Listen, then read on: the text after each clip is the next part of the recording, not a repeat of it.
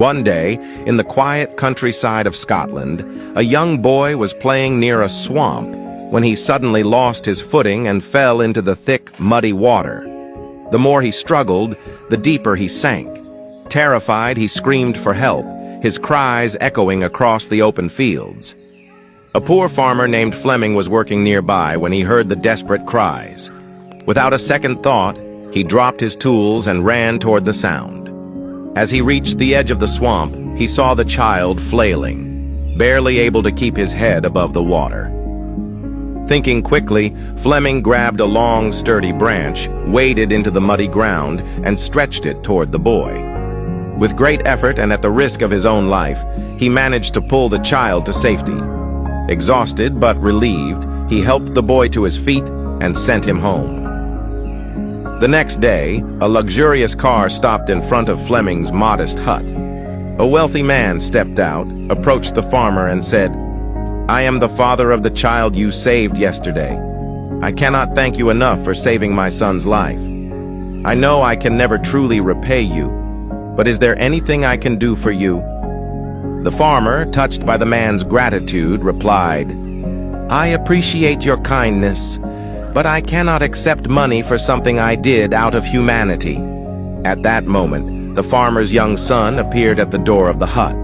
Seeing the boy and noticing the humble conditions in which the farmer lived, the wealthy man had an idea. He said, "If you won't accept money, then let me offer something else. Let me take responsibility for your son's education." The farmer hesitated for a moment. Sending his son to a prestigious institution was beyond his wildest dreams, but realizing the incredible opportunity before him, he nodded in agreement. Thanks to the sponsorship, young Alexander Fleming was admitted to the finest schools, where he excelled in his studies. He later attended St. Mary's Hospital Medical School in London, where his relentless curiosity and scientific brilliance led him to a groundbreaking discovery: the world's first antibiotic, penicillin, in 1928. This miraculous drug would go on to save millions of lives. But the story doesn't end there. Years later, during World War II, the wealthy man's son fell seriously ill with pneumonia.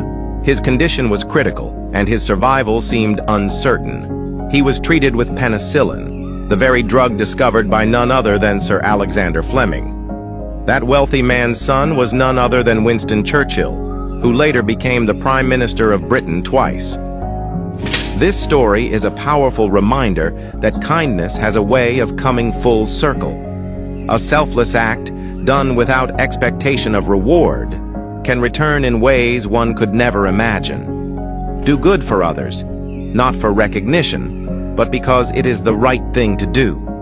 One day that kindness may find its way back to you in the most extraordinary way. If you believe that good deeds always come back in some way, then comment, "Karma is real," and share this story with your friends. Stay blessed.